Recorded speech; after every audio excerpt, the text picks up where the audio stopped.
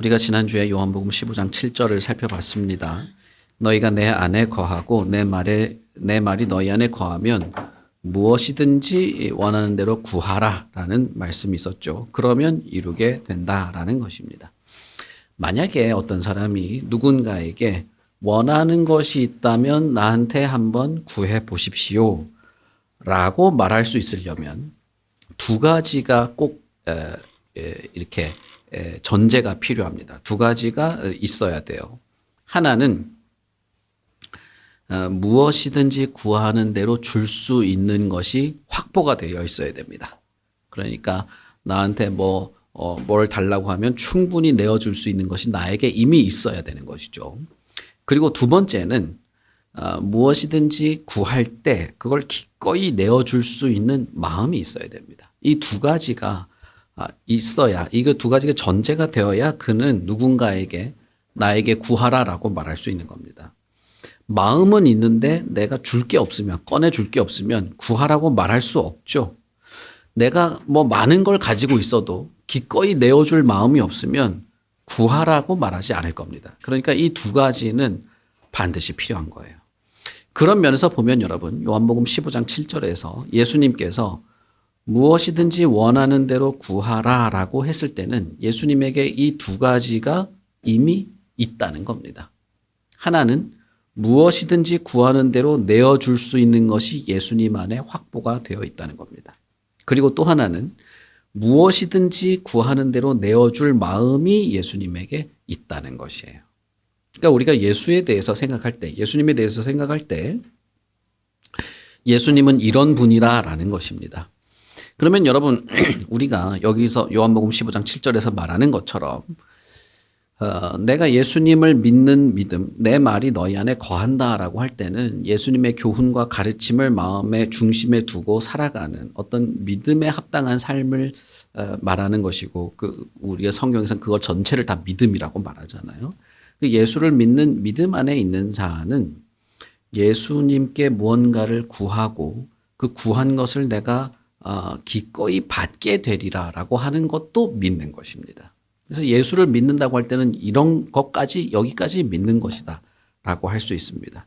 근데 우리가 살펴본 것처럼 요한복음 15장은 전체가 열매와 관련된 이야기를 하는 겁니다. 그래서 요한복음 15장 7절만 딱 떼가지고 열매와 상관없이 뭐든지 구하면 준대, 이렇게 해석할 수 없는 거예요. 요한복음 7장의 15장 7절에 있는 무엇이든지 원하는 대로 구하라라고 할 때의 이 맥락은 무엇이든지 원하는 열매를 말하는 것입니다. 무엇이든지 맺고자 하는 열매를 말하는 거예요. 무슨 말씀인지 아시겠죠? 보통 이제 이 요한복음 15장 7절을 요것만 딱 떼가지고 예수님 믿는 사람은 뭐든지 구하는 대로 다 얻을 수 있다고 하면서 이렇게 기도하면 응답받는 것과 연결해가지고 필요한 게 있으면 다 이렇게 하라고 하는데, 사실은 그건 조금 이렇게 이 성경의 맥락에서 벗어난 것입니다. 이 성경의 맥락은 뭐냐면 앞부분도 열매를 말했고 8절부터도, 우리가 읽은 8절부터도 열매를 말하는 것이죠. 그러니까 여기서 말하는 무엇이든지 원하는 대로 구하는 것은 결국은 열매 맺기를 구하는 것을 말하는 것입니다. 우리가 지난주에 말씀드렸던 것처럼 열매는 가지가 맺는데 가지만으로는 열매가 맺어지지 않는다. 그래서 가지가 반드시 나무에 붙어 있어야만 열매를 맺을 수 있으니 절대적으로 필요한 이 나무 15장 1절에서 말하는 예수님 자신에게 우리가 붙어 있음으로써 열매를 맺을 수 있고, 그래서 열매를 맺을 수 있는 너희는, 하나님의 형상대로 지음받은 너희는 내 안에 있으면서 열매 맺기를 구하라라는 그런 말씀을 드렸었죠. 그래서 지난주는 사실 우리가 함께 모여서 기도하는 주이기 때문에 기도에 조금 더 초점을 맞춰서 우리가 기도해야 한다고 말씀을 드렸는데, 오늘은 열매에 대해서 조금만 좀 더 설명을 드리려고 합니다. 자, 분명히 7절에 무엇이든지 구하라고 할 때 이 구하는 것은 열매를 염두에 둔 것입니다. 그러므로 이 두 가지 전제, 무엇이든지 구하라고 말할 수 있는 두 가지 전제에 비추어 보면 예수님은 열매가 확보되어 있다는 뜻이겠죠. 그리고 예수님은 기꺼이 열매 맺도록 우리에게 열매를 맺을 수 있도록 이렇게 내어주신다. 확보하고 있는 열매를 내어주신다라고 말할 수 있을 겁니다. 그럼으로써 나무로부터 가지가 열매를 맺을 수 있게 된다라고 할 때 우리는 가지로 비유되고 있는 신자들, 저와 여러분들, 특히 나무이신 주님 안에 있는 신자가 맺기를 바라는, 맺기를 구하는 열매가 구체적으로 어떤 특징을 가지고 있는 것인가를 생각해 볼 필요가 있다는 것입니다. 지난주에 저는 이 열매와 관련된 것을 그냥 간략하게 말씀드리고 지나갔습니다.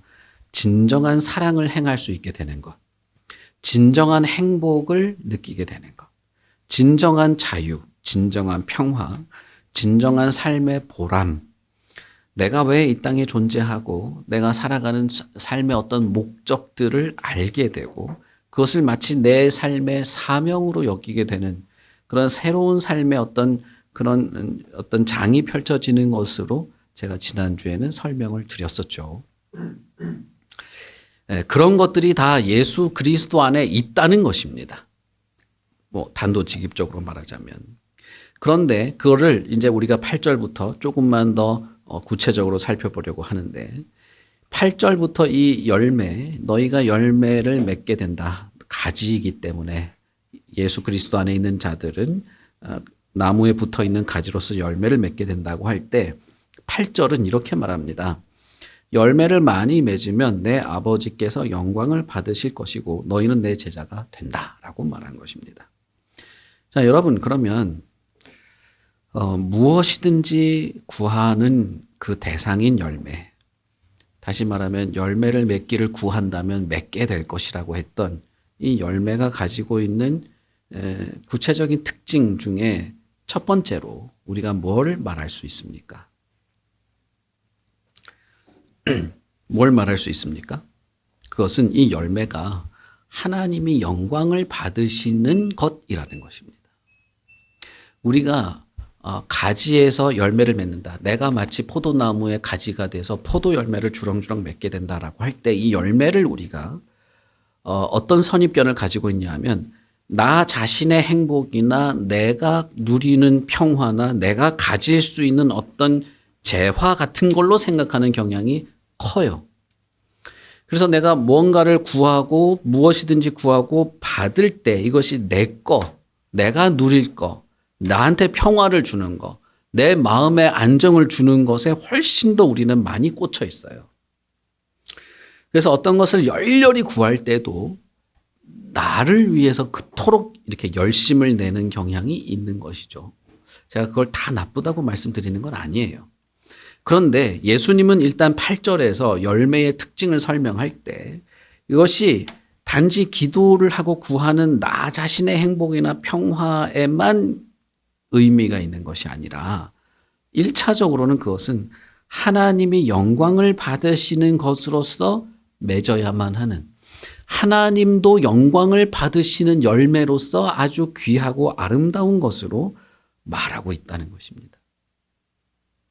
자, 여러분, 예수를 믿을 때 내가 예수 안에 있다고 할 때 하나님이 아름답게 드러나고 하나님이 높여지고 하나님이 영광 받는 것을 위해서 마음이 막 두근거리고 마음이 막 이렇게 달아오르는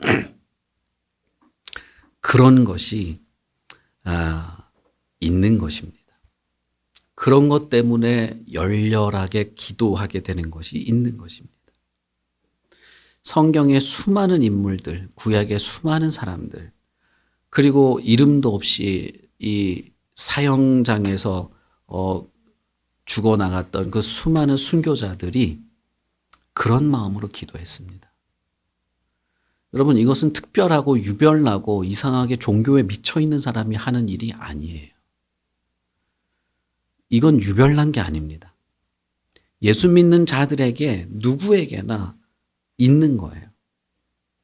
이건 그리스도 안에서 새로운 생명력으로 움직여지게 되는 새 생명을 가진 자들에게 자연스럽게 있는 것입니다. 그래서 이것을 어떤 사람은 그리스도인의 정서다라고 말했어요.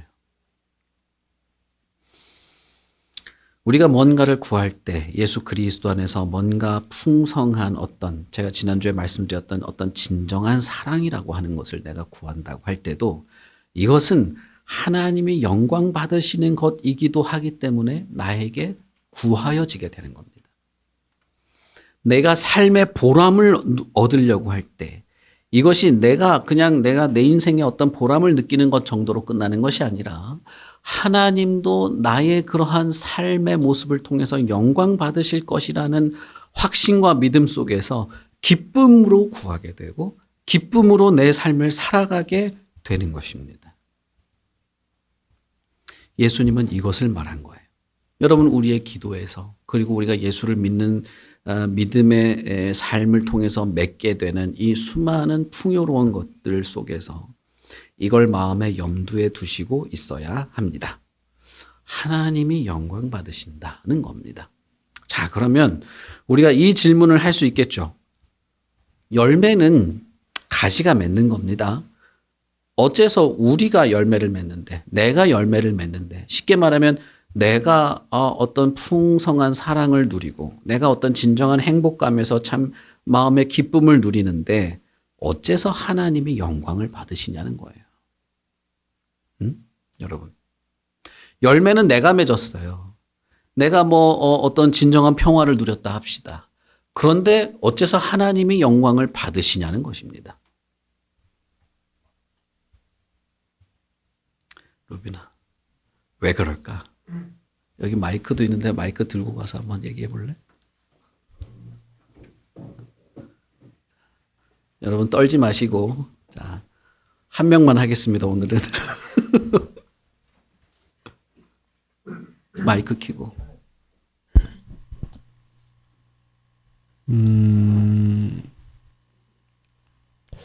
제 생각에는 하나님이 뭘 얻는 것은 아닌데 그렇게 느끼겠다고 말씀하신 것 같아요. 야, 여러분, 이게 진짜 대단히 중요한 거거든요. 근데 오늘은 제가 저 설명은 하지 않을 거고, 근데 요건 진짜 중요한 것입니다. 하나님이 영광 받으시는 것에 대해서.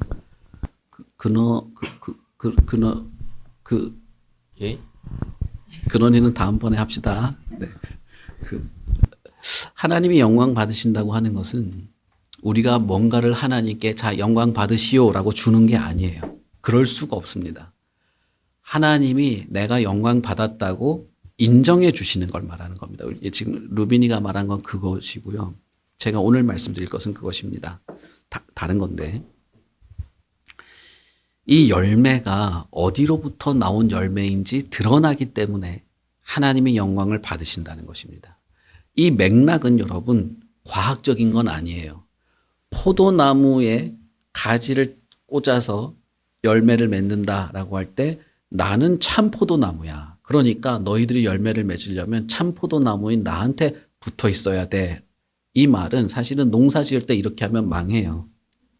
망합니다.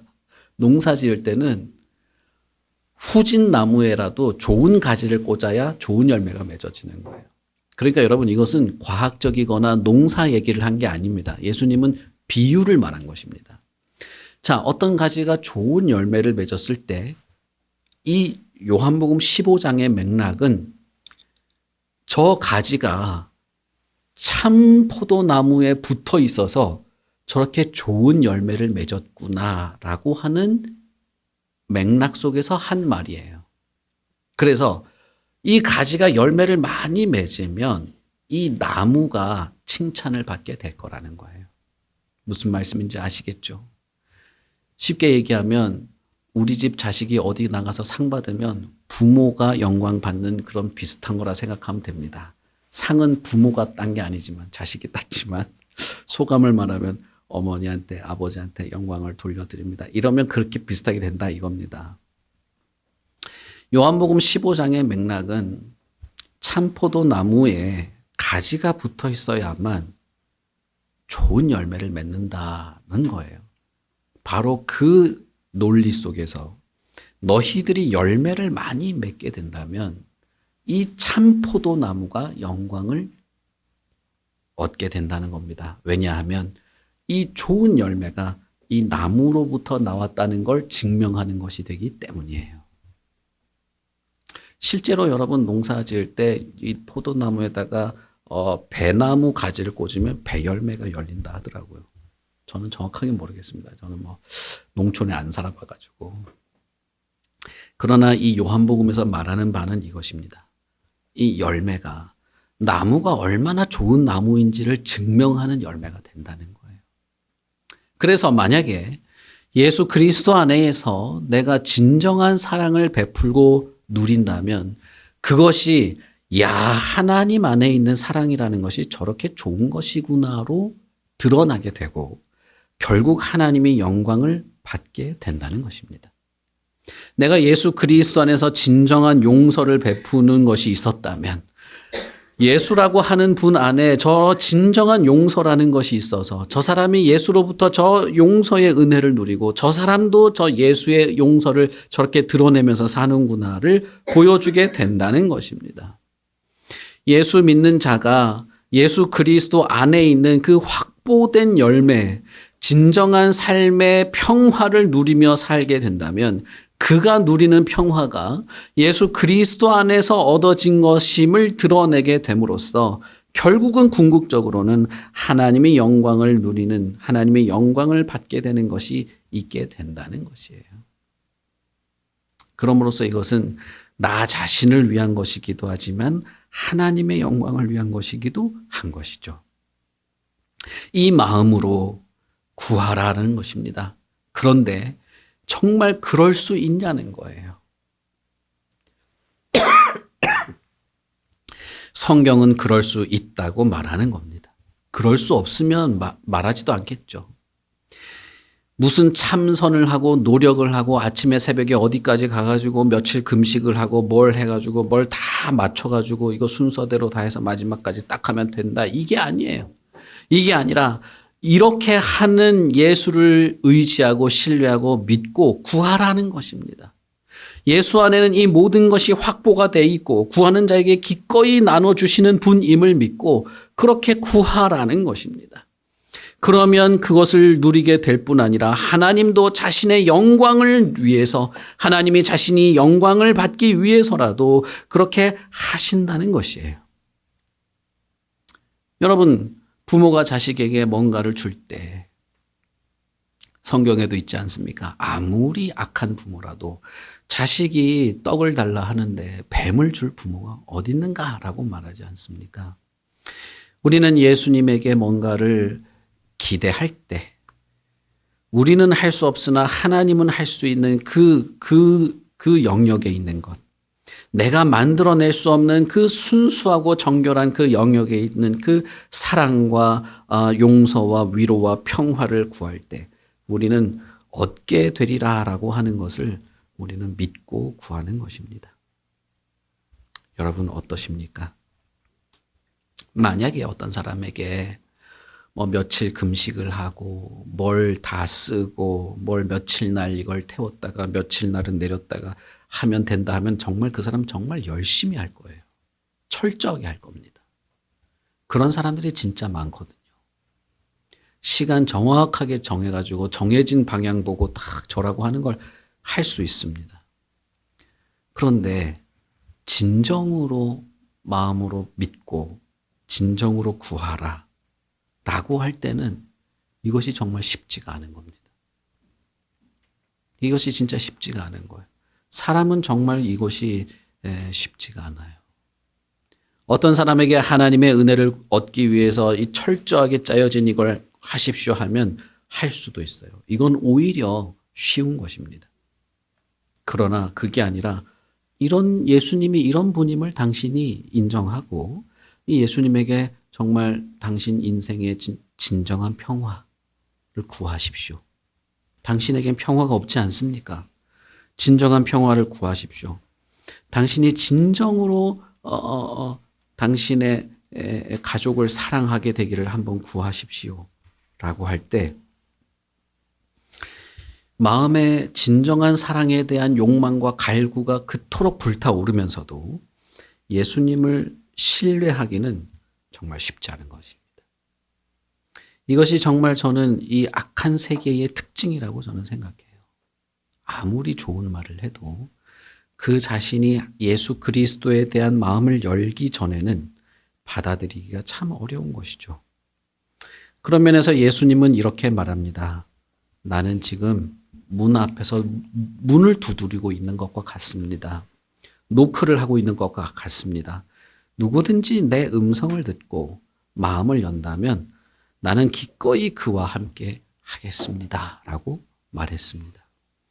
예수를 믿는다는 것은 무슨 엄청난 감정적 변화를 겪거나 신비한 경험을 하는 것이 아닙니다. 예수를 믿는다는 것은 사실은 자기 자신에 대한 깊은 통찰이 필요할 수도 있고 성경 말씀에 대한 어떤 진지한 고민이 필요할 수도 있습니다.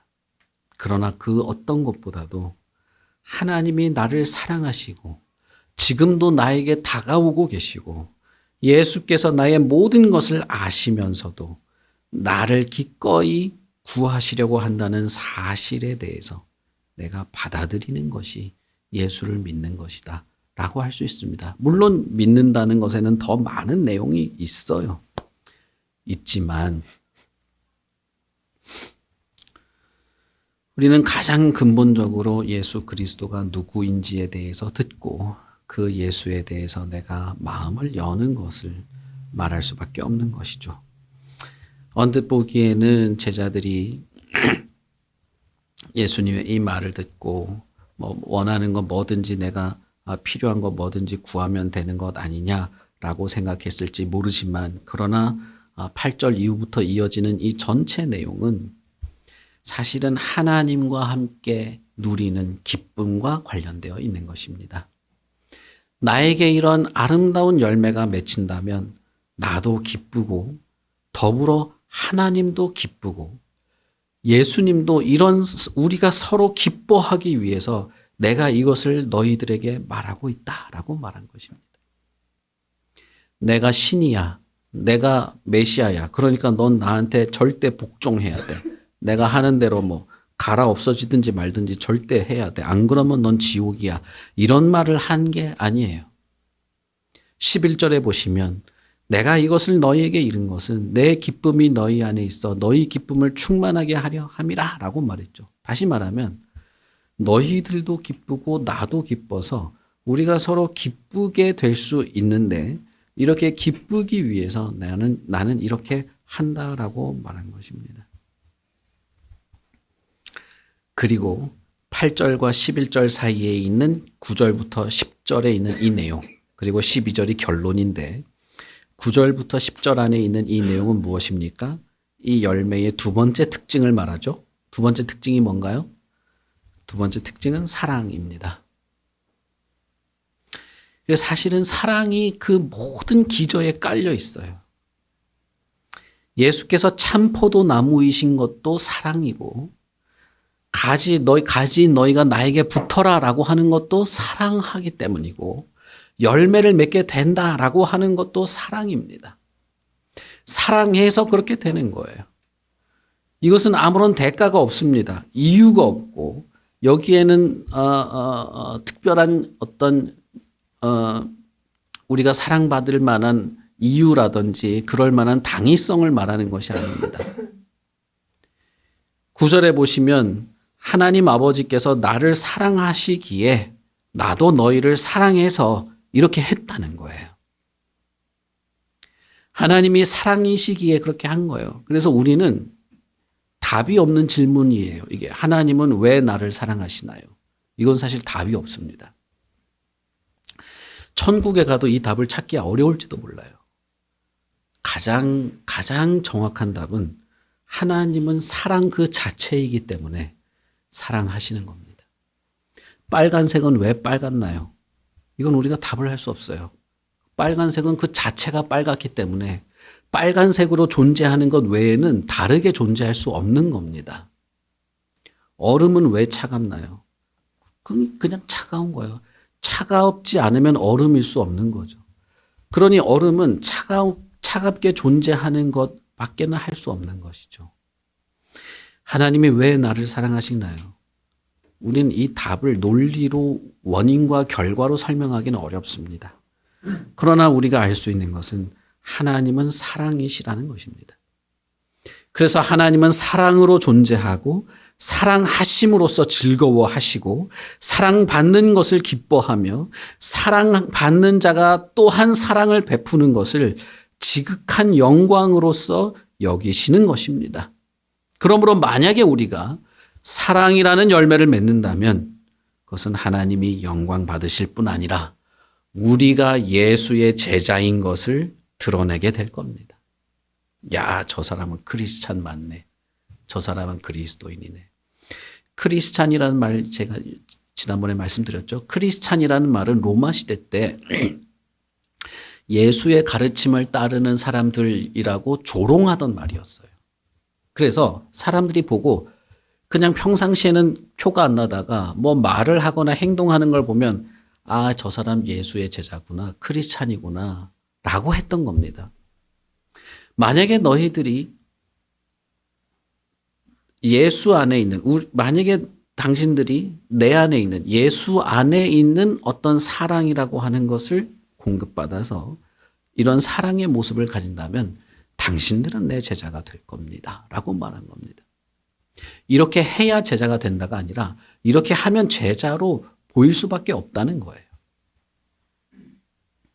그래서 9절부터는 이 열매의 가장 그 핵심, 가장 그 중요한 씨앗처럼 있는 것을 사랑으로 말합니다. 여기서 나도 너희를 사랑하였다라고 할 때 우리 이 한글 성경은 과거형으로 돼 있죠. 이 한글은 과거형이 하나밖에 없어서 사랑하였다라고 되어 있지만 헬라어 단어는 부정과거로 돼 있어요. 부정과거라는 것은 이게 어떤 시작과 끝이 정해지지 않았던 뜻입니다. 그래서 계속 사랑해 왔고 지금도 사랑하고 있다 이 뜻이에요. 말하자면 이 헬라어는 이 해석하기가 참 이게 복잡하긴 하지만 어쨌든 기본적으로는 여기서 쓰인 이 사랑하였다라는 단어는 사랑하지 않은 적이 없는, 사랑하지 않은 적을 특정할 수가 없는 부정의, 그래서 정할 수가 없다는 뜻이에요. 언제나 사랑해 왔고 언제나 사랑하고 있다는 겁니다. 우리가 느끼던 느끼지 않던, 내가 그 사랑을 즐거워하던 즐거워하지 않던 주님은 사랑하고 있다는 거예요. 내가 주님 왜 나를 사랑하지 않나요? 주님 왜 나를 이렇게 힘들게 만들어 놨나요? 주님 내가 어떻게 해야 될까? 난 왜 이렇게 괴롭나요? 라고 내 자신을 슬퍼하고 내 자신을 한탄하는 그런 상황이 있을지 몰라도 주님은 사랑하고 있었다는 겁니다. 내가 느끼지 못했다 할지라도. 그런 속에서 예수님은 이렇게 말하는 거죠. 내 계명은 곧 너희가 서로 사랑하는 것이다 라고 말한 겁니다. 예수님이 이 제자들에게 말하고 싶었던 내용, 그리고 그들이 풍성하게 맺었으면 했던 것들, 그리고 자신의 제자들이 풍성하게 맺음으로써 기뻐하고 하나님도 영광받고 예수님 자신도 기뻐하기를 원했던 것은 12절에 있는 바로 이것입니다. 내가 너희를 사랑한 것 같이 너희도 서로 사랑하라 라는 것입니다. 참으로 우리가 맺을 수 있는 열매는 많을 겁니다. 아까 제가 말씀드렸던 것처럼 어떤 진정한 사랑의 모습이라든지 진정한 행복이라든지 마음의 평화라든지 내 인생의 목적 등을 알게 되는 것들, 내 삶이 어떤 사명감을 얻게 되는 이런 것들이 다 열매에 포함되죠. 그러나 그 모든 것의 핵심은 사랑에 있습니다. 사랑의 뿌리를 두고 있어요. 그리고 이것은 다 하나님으로부터 나온 겁니다. 하나님으로부터 얻어지는, 하나님이 확보하고 있는 하나님 안에 충만한 것을 기꺼이 우리에게 주심으로써 우리가 누리게 되는 것입니다. 여러분, 이 엄청난 특권, 이 엄청난 어떤 기회나 혜택, 이것을 우리가 마다할 필요가 있을까요? 마다하지 않는다 할지라도 이것을 누리고 싶은 마음, 이것이 내 안에 있기를 바라는 마음을 우리는 가질 수 있습니다. 그리고 제가 물론 이 모든 것을 내가 여러분들보다 더 월등히 누리고 있다 이런 말을 하는 건 아니에요. 그러나 저는 확실하게 말할 수 있습니다. 세상에서는 줄 수 없는 이 어떤 감미로운 하나님의 은혜 안에 속한, 하나님의 속성 안에 속한 이 열매를 잠깐이라도 누릴 수 있다는 겁니다. 우리가 살아가는 이 잠깐의 삶 동안에 얻을 수 있다는 것입니다. 그래서 사실은 하나님의 나라에는 이것이 무한하다라고 하는 소망도 갖게 되는 것이죠. 내 모든 한계를 초월한 평화, 내 모든 한계를 초월한 어떤 감사, 그리고 내가 이 일을 위해서 내가 태어났구나라고 하는 내 삶의 존재에 대한 어떤 확신들. 여러분, 실제로 이것이 있고 없고는 진짜 큰 차이가 있습니다. 이것이 없을 때는 진짜로 조금 공허해요. 그런데 나는 이 일을 위해서 내가 태어난 것이다 라고 하는 것을 어렴풋이라도 알면 이건 너무 다른 세계입니다. 이건 정말 뭔가 계단을 하나 더 올라간 것 같은 느낌을 받게 되죠. 참된 소망, 어떤 진정한 소망, 누구도 폄하할 수 없고 조롱할 수 없는 어떤 소망을 가지게 되는 이런 것들이 있는 겁니다. 참으로 있습니다. 그것이 없다면 저 같은 사람은 이 일을 하고 있을 리가 없어요. 지금 봐도 그걸 느끼실 수도 있고. 그러나 여러분, 이 예수님의 말씀을 귀담아 들어보십시오. 내 계명은 곧 내가 너희를 사랑한 것 같이 너희도 서로 사랑하라는 것이다. 그런데 내게 구해라. 그렇다면 이 열매를 맺게 되고 하나님도 즐거워하게 된다. 이 세상에 어떤 존재가 하나님을 웃게 만들 수 있을까? 이 세상에 어떤 존재가 하나님의 마음을 흡족하게 할 만할까? 하나님은 온 우주를 소유한 분인데 거기다 뭘 갖다 들이댄다고 흡족할 수 있습니까? 그런데 저와 여러분 같은 사람이, 아무것도 아닌 사람이, 그저 그냥 2025년을 그냥 고군분투하면서 하루하루 살아가는 나 같은 인간이 하나님을 흡족하게도 할 수 있는 겁니다. 그러니 여러분, 예수 그리스도 안에서 무엇이든지 구하며 이 아름다운 사랑이라고 하는 것들을 누리고 베풀며 살아갈 수 있기를 바랍니다. 우리 같이 기도하겠습니다.